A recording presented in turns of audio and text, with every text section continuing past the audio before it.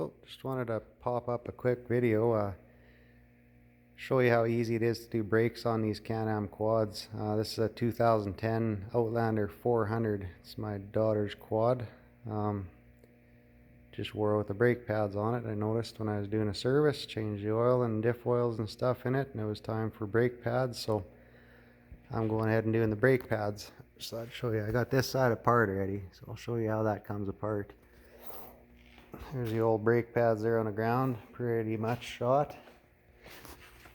So you can see in here, it's got inside rotors. They're up against the diff. This is a Gen 1 Can Am. Gen 2s, most of them have them out in the wheels. So anyways, to get these brake pads out, I'll show you the old pads. So that's the inside pad. So if you see those two bolts, that's what actually holds that pad in place. So that's the inside pad. The outside pad also sits on one of the slide pins. Sorry, this is backwards, so that was the other side, so that's where that sits. So to get these out,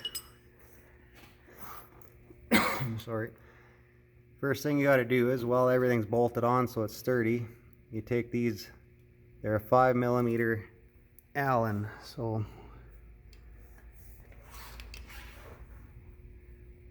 I just use a socket on a ratchet. So that's what my tool looks like. See if I can get it to focus. So anyways, I just put it on a ratchet, get in there and take those two out. So you want to leave them kind of sitting in there so they hold the brake pads in place. So next thing is a Torx 40, T40 they call that. Same thing on a ratchet. So if you turn the rotor back and forth, you can see there's the other bolt. I've already taken this one out. So I'll go ahead and take this one out. Once they're loose, you can pretty much just turn them by hand. Oops.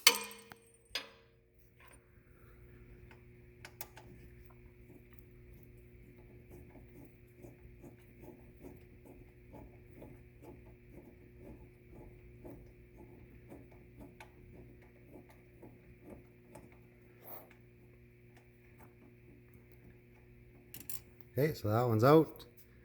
The other one's already out. So now the easiest thing I find is to take a small pry bar. You stick it up inside of here and pry that away. Once you got some pressure and a little bit of room in there, you can stick it under here and just pull again.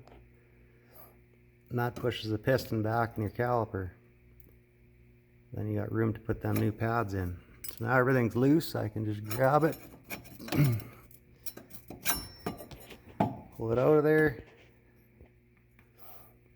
So now I can pull these out, which I've already gotten unthreaded, so they'll just pop out now. So it's a little difficult to do with one hand, but that's what those look like. There, my outside pad fell out already.